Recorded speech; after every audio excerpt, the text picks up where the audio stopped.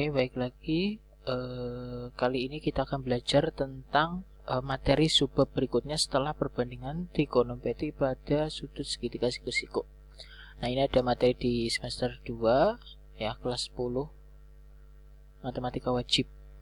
Oke, tentang trigonometri. Oke. Biasanya ini nanti di sekolah gitu ya, di buku-buku terutama itu banyak banget tabel yang memuat dari 0 sampai 90, kemudian 90 sampai 180, 180 sampai 270, 270 sampai 360. Artinya banyak banget tabel yang harus kita hafalkan.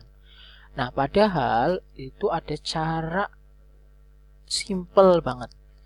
Kalau di sekolah mungkin menyebutkannya itu guru-guru kalian itu cara horizontal atau vertikal. Nah, kalau di sini saya akan mengajarkan tanpa menghafalkan tabel yang banyak banget. Cukup hafalkan tabel yang 0 derajat sampai 90 untuk yang sin konstannya. Begitu ya.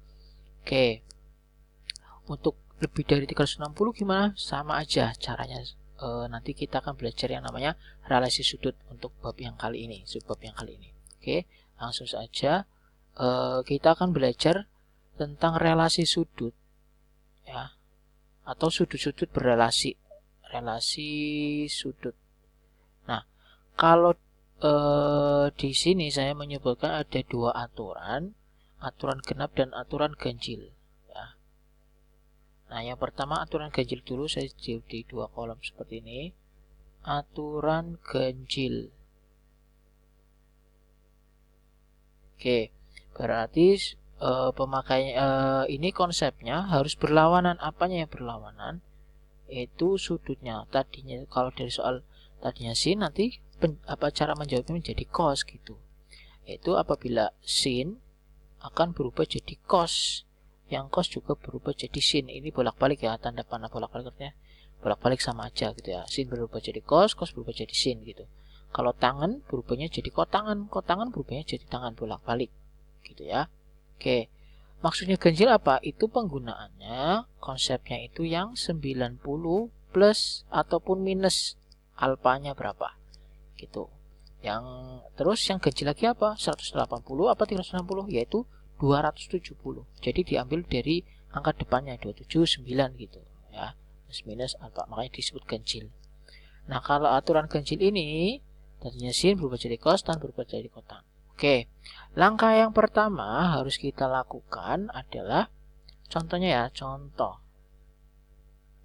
Misalkan ada cos 120 derajat. Nah, ini kan 120 di luar tabel yang kita hafalkan kan, yang 0 sampai 90. Nah, yang kalian lakukan adalah harus cari dulu letak di kuadran berapa dan nilainya itu seperti apa.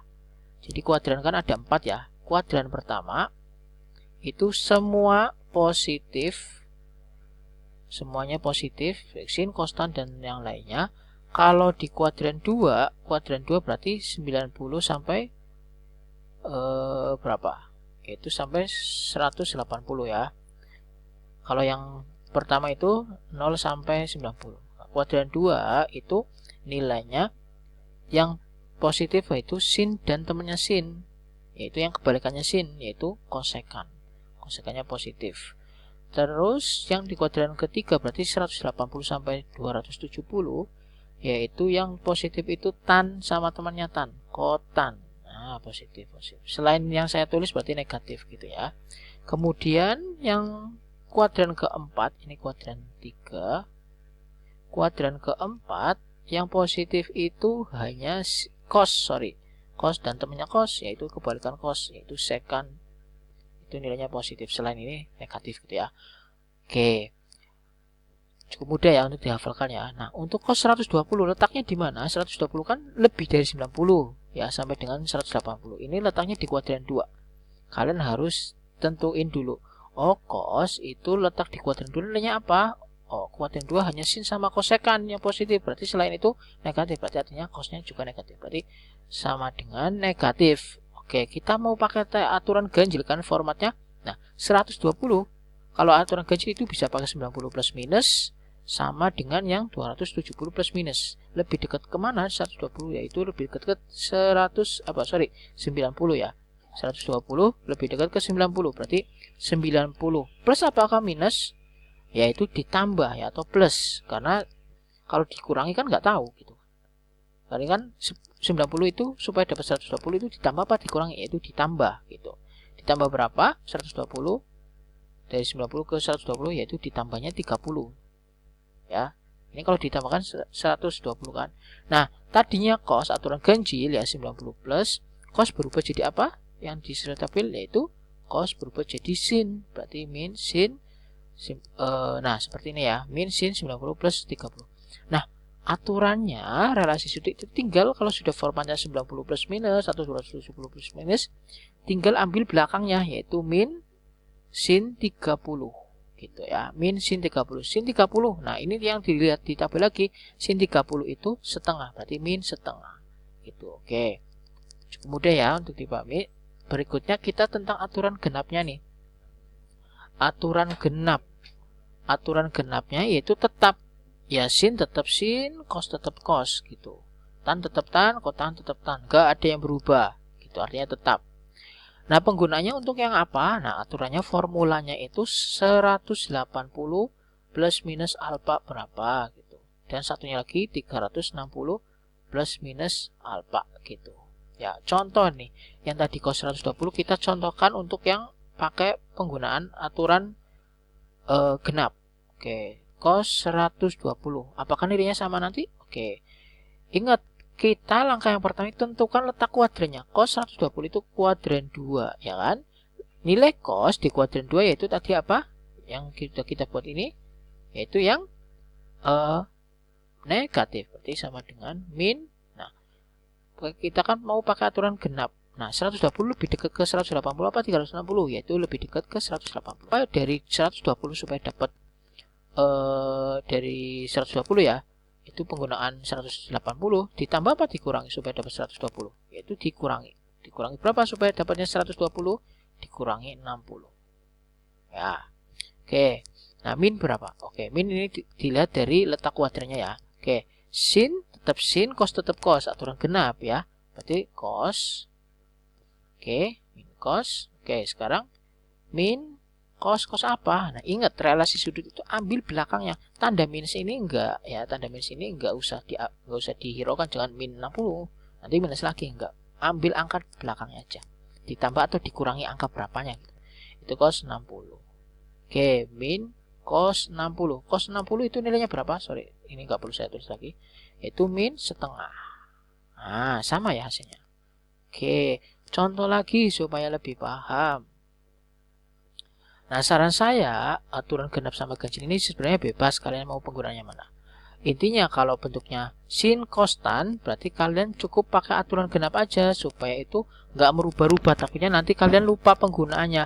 Apabila untuk yang bentuknya kotangan, sekan gitu ya, itu kalau bisa aturan ganjil gitu. Tapi penggunaan untuk aturan genapnya juga bisa, sama aja sebenarnya. Gitu ya. Kalau udah bentuknya sin cos tan, berarti saya lebih prefer gitu ke aturan genap. Contoh nih, contoh misalkan berapa ya? Misalkan sin 330 ya, sin 330. Oke. Sin 330 itu nilainya berapa gitu kan? Ini kan di luar tabel yang 0 sampai 90. Langkah yang pertama kita lakukan, ingat selalu kita tentuin letak kuadrannya. Yaitu ini di kuadran ke berapa? Ini kuadran keempat ya. Karena ini 270 sampai dengan 360. Oke, kita pakai aturan genap. Oke. Ini karena letaknya sin 330 letaknya di kuadran 4, nilai sinnya apa? Yaitu negatif karena di kuadran 4 hanya cos seka hanya cos sama sekan. Ya, berarti ini nilainya negatif. Negatif. Oke. Berarti sin tetap sin ya, aturan genap ya. Nah, 330 lebih dekat ke 360 kan, berarti jangan pakai yang 180 ya, pakai yang ini satunya lagi. Berarti 360 ditambah atau dikurangi supaya dapat 330, yaitu dikurangi berapa supaya dapat 330? Dikurangi 30. Oke, maka menjadi min sin, ambil angka belakangnya aja yaitu 30. Maka sama dengan min sin 30 yaitu setengah. Gitu ya untuk yang lainnya juga sama caranya seperti itu.